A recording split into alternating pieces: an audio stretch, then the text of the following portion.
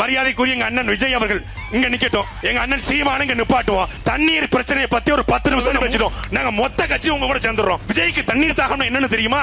விஜய் அப்படின்னா 10 பேர் தண்ணி பாட்டில கொண்டு நிப்பாட்டுவான். A to B உங்கள் பசியார எங்கள் ருசி பேசும். நாம் பேசுகிற இந்த அண்ணன் சீமான் பேசுகிற இந்த அரசியல் என்பது பன்றிக்கும் நாய்க்கும் நரிக்கும் மட்டும் இல்ல, அணிலுக்கும் சேர்த்துதான். அணிலுக்கும் சேர்த்தான் பேச. அணில் தான், அணிலாம் உண்மையிலே அல்லாடும் தண்ணி இல்லாம ஒரு சின்ன டேப் இருக்கும் பாருங்க வீட்டு நல்லில போய் ஒரு சொட்டு விடும், அதை நக்கி நக்கி குடிக்கும். அரசியலையும் அப்படித்தான் நக்கி நக்கி குடிக்குது, அப்படி நக்கி நக்கி குடிக்கும். அந்த அணிலுக்கும் சேர்த்து அரசியல் பண்ண அண்ணன் சீமான் வந்திருக்கிறார். ஆச்சி ராயல் குலோப் ஜாமுன் பேக்ஸ், ஒன்று வாங்கினால் ஒன்று இலவசம். குறைந்த விலை நிறைந்த தரம், தங்கள் தேவைகள் அனைத்தும் ஒரே இடத்தில். ஜெயச்சந்திரன். மரங்களின் மாநாடு, மலைகளின் மாநாடு, காடுகளின் மாநாடு, தண்ணீர் மாநாடு, அடுத்து கடலம்மா மாநாடு என்று வாக்கே இல்லாத இதற்கு எதற்காக மாநாடு நடத்துகிறது என்று வீட்டிலிருந்து வரும்போதே மூளையை கலட்டி வீட்டில் முக்கத்தில் போட்டு வருகிற சில அற்ப பதர்கள் கேள்விகளை எழுப்புகிறார்கள். உலகத்தில் இப்படி ஒருத்தன் பதில் சொல்லிக்க மாட்டான். டே, தண்ணிக்கு ஓட்டு இல்லடா, மரத்துக்கு ஓட்டு இல்ல, கடலுக்கு ஓட்டு இல்ல, தண்ணிக்கு ஓட்டு இல்ல, அதை குடிக்கிற நாய் உனக்கு ஓட்டு இருக்குல்லன்னு கேட்ட ஒரே ஒரு தலைவர் எங்களுடைய அண்ணன் சீமான் தான். மரத்துக்கு ஓட்டு இல்ல, அந்த மர கட்டுல படுத்து உறங்குற மரமண்ட உனக்கு ஓட்டு இருக்குல்ல, அது உனக்கு சேத்தாண்ட நான் மாநாடு போடுறேன்னு சொல்லி கேட்டார். நம்முடைய பாட்டன் பாரதி பாடுனா, காவிரி தென்மண்ணை பாராறு தமிழ் கண்டதொரு வையை பொருண நதி என மேவிய பல ஆறு ஓட திருமேனி செழித்த தமிழ்நாடு என்று. அவன் காவிரி தென்மண்ணை பாலாறுன்னா, ஆனா இங்க என்ன பிரச்சனைனா, காவிரி தென்மண்ணை பாலாறு திராவிட மண்டையில கோளாறு என்று ஏற்பட்டதுனால கடந்த 50 ஆண்டு காலமாக அணைகள் கட்டக்கூடிய நிலமாக தமிழ்நாடு இல்லையா. தமிழ்நாட்டுடைய ஒரு முதலமைச்சர் சொல்றாரு, ஏங்க அணை கட்டல? 4000 TMC தமிழ்நாட்டுக்கு தண்ணீர் வானத்திலிருந்து மழையாக பொழிகிறது. 1500 TMC தான் நாம் பயன்படுத்துகிறோம். 2000 TMC கடலில் கலக்கிறது. அணைகளை கட்டினால் நாம் தண்ணீரை தேக்கி வைக்கலாமே என்று கேட்டதுக்கு, அணைகள் கட்டக்கூடிய நிலம் தமிழ்நாட்டில் இல்ல. புவியியல் அமைப்பு தமிழ்நாட்டில் மாறிடுச்சு.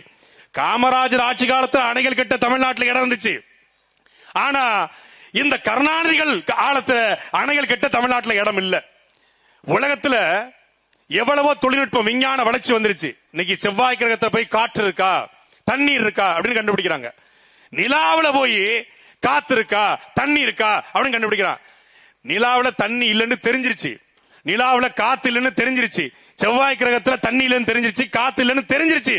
ஆனாலும் தண்ணி இருக்கான்னு பல ஆயிரம் கோடிகளை கொட்டி அங்க கண்டுபிடிக்கிறான். இங்க தண்ணி இருக்கு, தடுத்து ஒரு அணை கட்டுனா அதெல்லாம் கட்ட முடியாது. இங்க இருந்து நேரம் மேல போயிருவாரு, அவர் கீழே பார்க்க மாட்டாப்ல. மேல போய் மேல இருந்து கீழே பாக்குறது, மேல இருந்து கீழே போய் என்னத்தை பாக்குறான்னு பார்த்தா மீத்தேனு, ஹைட்ரோ கார்பனு, ஈத்தேனு, அதைத்தான் போய் பார்க்க போறான். அங்கிருந்து பார்த்து இங்க தோன்றதுக்கு மேல போய் ஆராய்ச்சி. கீழே தண்ணீர் கடலுக்குள்ளே வீணாய் கடலை கலக்கிறது, அதை தடுக்க ஒரு அணை கட்டுவதற்கு எவனுக்கும் வக்கில்ல. ஆனா ஒருத்தன் 2000 வருஷத்துக்கு முன்னாடி கரிகாலனுடைய பெருமைகள் நம்ம எல்லாருக்கும் தெரியும். சோழ மண்ணில் பிறந்த எல்லாருக்கும் தெரியும். கல்லணையை கட்டினவரு 2000 வருஷத்துக்கு முன்னாடியே ஆத்துல எல்லாரும் மீன் பிடிச்சான், ஆத்துல குளிச்சான். ஆனா ஆத்தை தடுத்து ஓடுகிற நதியை தடுத்து அணையை கட்டினார் என்பது தெரியும். அது மட்டும்தான் நமக்கு தெரியும். உலகத்தில் எவ்வளவு தொழில்நுட்பம் விஞ்ஞான வளர்ச்சி வந்துருச்சு. ஆனா கரிகாலன் அந்த கல்லணையை எப்படி கட்டினார் என்று எவனாலையும் கண்டுபிடிக்க முடியல.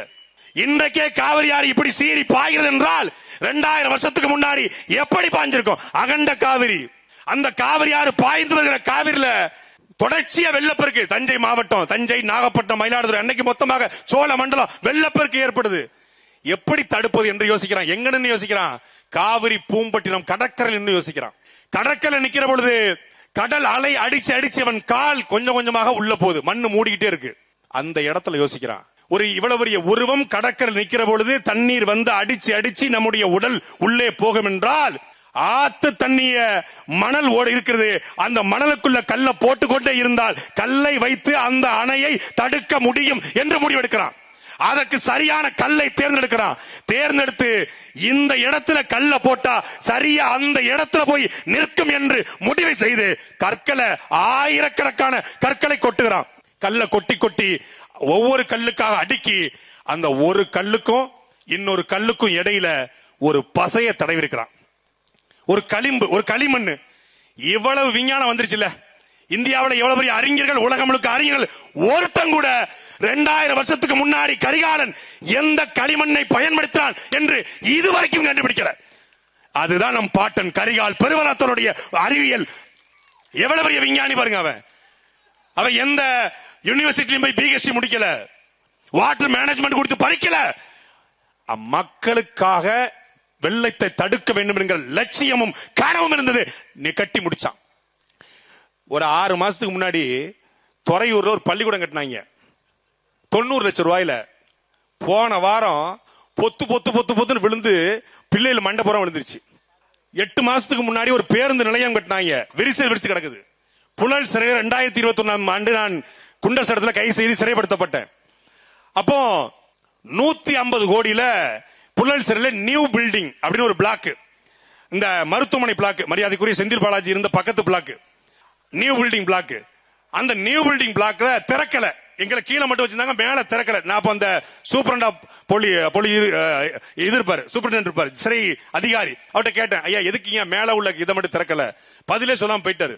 அதுக்கப்புறம் அவரும் ஜெயிலரும் பேசிட்டு இருக்காங்க. என்ன தெரியுமா பேசிட்டு இருக்காங்க? 150 கோடியில கட்டினானுங்க, மொத்த தண்ணியும் ஒழுகி முழுக்க தெப்பமா கிடக்குது, எத்தனை கோடியா ஆட்டைய போட்டானுன்னு தெரியலன்னு சொல்லி சிறை அதிகாரி சொன்னாரு.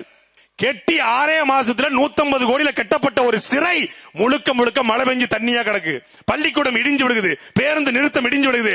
ஆனால் என் பாட்டன் கரிகால் சோழன் கட்டிய கல்லணை 2000 வருஷமாச்சு, ஒரு சின்ன கீரல் கூட விடல. ஏன்னா அவனின் மக்களுக்காக கட்டினான். பணத்தை அவன் ஒதுக்கல, பதுக்கல, மக்களுக்காக கட்டினான். அப்படி மக்களுக்காக நிற்கக்கூடிய தலைவர்கள் இங்க இல்ல. அதனால தான் தண்ணி மாநாடு போட்டா எதுக்காக சீமான் தேவையில்லாம விரயம் பண்றாரு, நேரத்தை விரயம் பண்றாரு. எங்க மேல உங்களுக்கு என்ன அவ்வளவு அக்கறை? நாங்க மரங்களின் மாநாடு போட்டா, காடுகளின் மாநாடு போட்டா, இல்லை கடலம்மா மாநாடு போட்டா உங்களுக்கு என்ன எங்க மேல அவ்வளவு அக்கறை? இதெல்லாம் தேவையில்லாததுங்க. தேர்தல் நேரத்தில் இதெல்லாம் தேவையில்லாது. ஏன்னா அவனுக்கு இது தெரியாது. இப்ப மரியாதைக்குரிய ஐயா ஸ்டாலின் இந்த பக்கம் நிக்கட்டும், பெரிய மேடை தான், இந்த பக்கம் நிக்கட்டும். மரியாதைக்குரிய ஐயா எடப்பாடி பழனிசாமி எங்க சித்தப்பு இங்க நிக்கட்டும். மரியாதைக்குரிய எங்க அண்ணன் விஜய் அவர்கள் இங்க நிக்கட்டும். எங்க அண்ணன் சீமானு இங்க நிப்பாட்டுவோம். தண்ணீர் பிரச்சனையை பத்தி ஒரு 10 நிமிஷம் 3 பேர் பேசிட்டோம். நாங்க மொத்த கட்சி உங்க கூட சேர்ந்துடுறோம். டேய் சேர்ந்துடுறோம். நீங்க 18 மணி நேரம் நடிச்ச நடிகரை கேள்விப்பட்டிருப்பீங்க. 18 மணி நேரம் விளையாடிய விளையாட்டு வீரனை கேள்விப்பட்டிருப்பீங்க. 18 மணி நேரம் ஓடிய விளையாட்டு வீரனை கேள்விப்பட்டிருக்கீங்க. 18 மணி நேரம் இந்த தண்ணீர் மாநாட்டுக்காக ஆவணத்தை தயாரித்த ஒரு தலைவனை கேள்விப்பட்டீங்களா? அப்படி ஒரு ஆவணத்தை தயாரிச்சுக்காரு. இந்தியாவில் இல்ல, உலகத்தில் இல்லை. நீங்க ஆக்ஸ்போர்ட் பல்கலைக்கழகத்தில் பேராசிரியர் கூட்டு வந்தாலும் இன்றைக்கு அண்ணன் சீமான் பேச இருக்கிற பேச்ச உலகத்தில் எவனாலையும் பேச முடியாது. இது சத்தியம். ஒரு வெறிகுண்ட வேங்கன்னு கேள்விப்பட்டிருக்கீங்களா? இன்னைக்கு பாப்பீங்க. ஏன்னு சொல்லுங்க. ஏன்னா தண்ணீருடைய அருமையை உணர்ந்தவன் தான் அந்த தண்ணீர் குறித்து பேச முடியும். கருணாநிதி மகன் வாழ்க்கையில தண்ணீர் தாகம் எடுத்திருக்குமா? விஜய்க்கு தண்ணீர் தாகம் என்னன்னு தெரியுமா? விஜய் அப்படின்னா 10 பேர் தண்ணி பாட்டில கொண்டு நிப்பாட்டுவான். ஸ்டாலின் அப்படின்னா ஒரு 20 பேர் தண்ணி பாட்டில நிப்பாட்டுவான். ஆனா காட்டு கிராமத்துல, சிவகங்கை மாவட்டத்துல, அரணையூர்ல தண்ணீர் எடுக்க போகிற அப்பத்தாக்கள் தேத்தாங்கொட்டையை வைத்து ஒரு குழிக்குள்ள தண்ணீரை மோண்டு ஊத்தி தேத்தாங்கொட்டையை வச்சு தேய்ச்சி அந்த தண்ணீரை எடுத்து கொண்டு வருகிற அப்பத்தாக்குடைய, ஆத்தாக்குடைய, தங்கைகளுடைய, அண்ணன்களுடைய மகனாக அண்ணன் சீமான் இருப்பதனால் அவனுக்கு வழி தெரியும். இன்றைக்கு நாம் பூதலூர்ல வாழ்கிறோம், நமக்கு தண்ணி பிரச்சனை இல்ல பெருசா. தஞ்சாவூர்ல சோழமடத்துல தண்ணி பிரச்சனை இல்ல. ஆனால் தமிழ்நாட்டில் பல இடங்களில் இன்றைக்கு நாம் பேசிக் கொண்டிருக்கிற இந்த நொடியிலும் தண்ணீர் இல்லாமல் குடத்தை தூக்கி கொண்டு 40 கிலோமீட்டர் அந்த பக்கம் போய் ஒரு காட்டுக்குள்ள ஒரு 10 அடி குழிய வெட்டி அந்த குழிக்குள்ள தண்ணீரை எடுக்கக்கூடிய நிலைமை இருக்கிறது. ஏன் தம்பிக்கோட்டையில இருக்கு. தம்பிக்கோட்டையில 10 அடி தண்ணி, 10 அடியில குழிய வெட்டி அந்த குழிக்குள்ள வரக்கூடிய தண்ணீரை வச்சுதான் தம்பிக்கோட்டை மக்கள் குடிக்கிறாங்க. சோழமண்டலத்தில் நிலைமை இருக்கிறது. அப்போ அந்த வழியை உணர்ந்தவனால் மட்டும்தான் பேச முடியும். நம்முடைய நீர் மேலாண்மை நம் முன்னோர்கள் வகுத்து கொடுத்தாங்க. ஆறு, ஏரி, தாங்கல், ஏந்தல், கம்மாய், கரணை, ஊரணி, குளம், குட்டை என்று வகுத்து கொடுத்தான். ஒவ்வொரு ஊரணியிலும், ஒவ்வொரு குளத்திலும், ஒவ்வொரு ஏரியிலும் மரங்களை நட்டான். பனிக்கொன்றை மரம், நாவல் மரம், பனை மரம் நட்டான். இன்னைக்கு என்னாச்சு? எங்க ஐயா ஜப்பானுடைய துணை முதலமைச்சர் இருந்தார்ல, கெண்டக்கி கர்னல், அவர் ஜப்பானுக்கு போயிட்டு ஜப்பான்ல சிகப்பா ஒரு பூ இருக்கு, இது நல்லா இருக்க, அப்படின்னு ஒட்டுமொத்த சென்னை முழுக்க ஒரு மரத்தை நட்டார். அந்த மரத்துக்கு பேரு அவருக்கும் தெரியாது, எங்களுக்கும் தெரியாது, எவனுக்கும் தெரியாது. ஒரே புயல் மொத்த மரமும் விழுந்துருச்சு. இதே இந்த தஞ்சை மண்டலத்தில் கஜா புயல் வந்தது. கஜா புயலை பலா மரம் விழுந்தது, தென்னை மரம் விழுந்தது, வாழை விழுந்துரும், நாவல் மரம் விழுந்தது, புளிய மரம் விழுந்தது, புங்க மரம் விழுந்தது. ஆனால் கஜா புயல் விழாத ஒரே மரம் நம்முடைய பனை மரம் மட்டும்தான். அதனால்தான் முன்னோர்கள் ஒவ்வொரு ஆற்றங்கரையிலையும் ஒவ்வொரு குளத்திலும் ஏறியும் பனை மரங்களை நட்டான். அந்த பனை மரத்தை தெரியாத பதர்கள் பனைகளை வெட்டி 100 ரூபாய்க்கு செங்கச்சோலைக்கு வித்தான். ஒரே ஒரு தலைவன் மட்டும்தான் இந்திய நிலத்துல 10 கோடி பனை திட்டத்தை நான் உருவாக்குவேன் என்று தேர்தல் அறிக்கையில கொடுத்தார். யாரும் வாக்களிக்கல. 6 லட்சம் ஓட்டு தான். முதல்ல 4 லட்சம் ஓட்டு தான். ஆடு மாடு மேய்த்தல் அரசு வேலை, இயற்கை விவசாயம் அரசு வேலை 17 லட்சம் ஓட்டு தான்.